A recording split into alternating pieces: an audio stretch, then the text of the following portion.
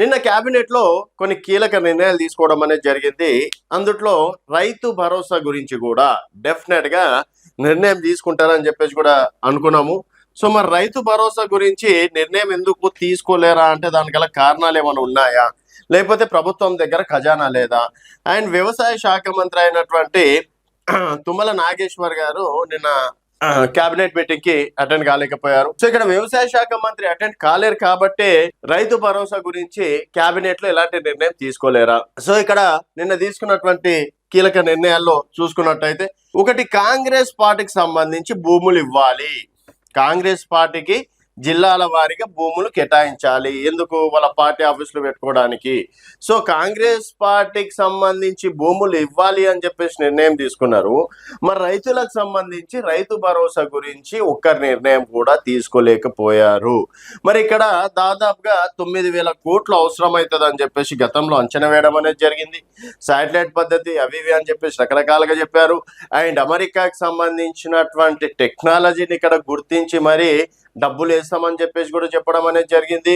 So దాదాపుగా December లో వేయాల్సినటువంటి Rythu Bharosa December అయిపోయింది, జనవరి అయిపోయింది, ఫిబ్రవరి దగ్గర దగ్గర అయిపోవడానికి కూడా వస్తుంది. ఎందుకంటే ఫిబ్రవరిలో మనకు ఉండేది 28 రోజులు కాబట్టి ఆల్రెడీ ఈరోజు 23వ తారీఖు వచ్చినాం, 24వ తారీఖు కూడా వచ్చేసినాం. సో ఇప్పటి వరకు రైతు భరోసా గురించి కూడా ఊసే లేదు. దాదాపుగా 3 నెలలు కంప్లీట్ అవుతుంది. సో డిసెంబర్ జనవరిలో పంటలు వేసుకుంటారు. పంటలు వేసుకొని ఆల్రెడీ నాట్లు కూడా వేసినటువంటి పరిస్థితి. అండ్ ఇప్పటి వరకు రైతులకు సంబంధించి 500 బోనస్ కూడా ఇవ్వలేరు. మరి రైతు భరోసా 15,000 ఇస్తామన్నా కూడా 12,000 ఇచ్చినా కూడా సరే, కొత్తగా వచ్చినటువంటి ప్రభుత్వం కదా, 2,000 అయినా సరే ఎక్కువ ఇస్తుంది కదా అని చెప్పేసి అందరు అనుకున్నటువంటి తరుణంలో ఒకవైపు చూసుకున్నట్టయితే యూరియాకి సంబంధించినటువంటి యూరియా కొరత ఉంది. యాప్ అన్నారు, యాప్ లో సరిగా వస్తుంది, సరిగా రావట్లేదు. ఎందుకంటే రైతులందరూ ఎడ్యుకేటెడ్ ఉండరు కదా గ్రామీణ స్థాయిలో, వారికి టెక్నాలజీ పరంగా కొంతవరకు నాలెడ్జ్ అయితే తక్కువనే ఉంటుంది. అందరిని అనట్లేదు, కొంతమందిని. సో అట్లా యూరియా యాప్ల విషయంలో కొంతవరకు అన్సక్సెస్ అని చెప్పేసి కూడా చెప్పుకోవచ్చు. అండ్ దాదాపుగా రైతు భరోసా వేస్తారు అని చెప్పేసి నిన్న కీలక నిర్ణయం తీసుకుంటారని చెప్పేసి అనుకున్నప్పటికీ రైతు భరోసా గురించి కూడా ఒక మాట కూడా ఊసెత్తలేదు. తర్వాత ఎంపీటీసీ జెడ్పీటీసీ ఎన్నికలకు సంబంధించి కూడా దానికి సంబంధించి కూడా ఒక మాట కూడా మాట్లాడలేదు. కేవలం భూముల విషయంలో, తర్వాత మెట్రోకి సంబంధించిన విషయంలో, తర్వాత ఈ కీలక నిర్ణయాలు తీసుకున్నారు. టీటీటీకి సంబంధించి ఒక 20 ఎకరాల భూమిని ఇవ్వాలి అని చెప్పేసి ఇట్లాంటి నిర్ణయాలు తీసుకున్నారు తప్పించి కీలకంగా ఇప్పుడు చూసినటువంటి ఏంటంటే రైతు భరోసా గురించి ఏదన్నా ఒక విషయం తీసుకుంటారు, కంక్లూజన్కి వస్తారని చెప్పేసి అనుకున్నారు. రైతు భరోసా గురించి తీసుకోలేదు. తర్వాత ఎంపీటీసీ జెడ్పీటీసీ ఎన్నికలకు సంబంధించి అనుకున్నారు. ఎంపీటీసీ జెడ్పీటీసీ ఎన్నికలకు సంబంధించి తీసుకోలేరు. అండ్ జిహెచ్ఎంసీ పరిధిలో దాదాపుగా 300 స్థానాలకు సంబంధించి మన నిర్ణయం తీసుకుంటారని చెప్పేసి అనుకున్నారు. సో ఈ కీలకమైనటువంటి నిర్ణయాలు తీసుకోకపోగా కేవలం కొన్ని వరకు మెట్రోకి సంబంధించినటువంటి నిర్ణయాలు కావచ్చు, భూముల విషయంలో సంబంధించి కావచ్చు, రాబోయే రోజుల్లో అసెంబ్లీ సెక్షన్స్ బడ్జెట్ సమావేశాలు 7 వరకు నిర్వహించాలి, ఎంతవరకు నిర్వహించాలి, బడ్జెట్ సమావేశాలలో ఎలాంటి విషయాలు మాట్లాడాలి, కొన్ని అంటే బడ్జెట్ సమావేశాల్లో అయినా సరే కొత్త పథకాల గురించి ఏమైనా నిర్ణయం తీసుకోవాలా లేదా, దగ్గర దగ్గర 2.5 సంవత్సరాలకు దగ్గర వస్తుంది కాబట్టి ప్రభుత్వము. సో మరి ఇలాంటి నిర్ణయాలు ఏమైనా తీసుకుంటారని చెప్పేసి ఎక్స్పెక్ట్ చేసినప్పటికీ మరి కేవలం కొన్ని విషయాలు మాత్రమే తీసుకున్నారు. అందులో కొన్ని కీలక నిర్ణయాలు ఎక్స్పెక్ట్ చేసినవి మాత్రం నిన్న తీసుకోలేకపోయారు.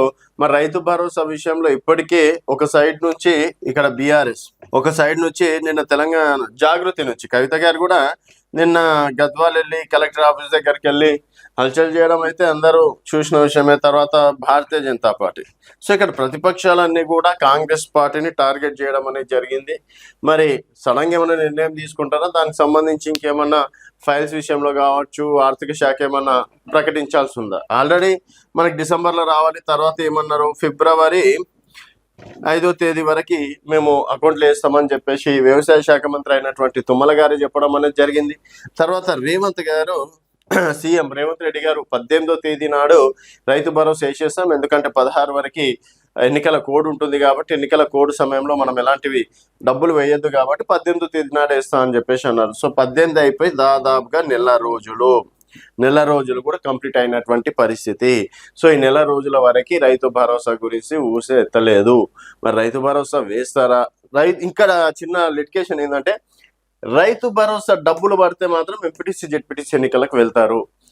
ఇది బీఆర్ఎస్ నేతలు మన ఇంటర్వ్యూలోనే మాజీ ఎమ్మెల్యేలు చెప్పినటువంటి మాట.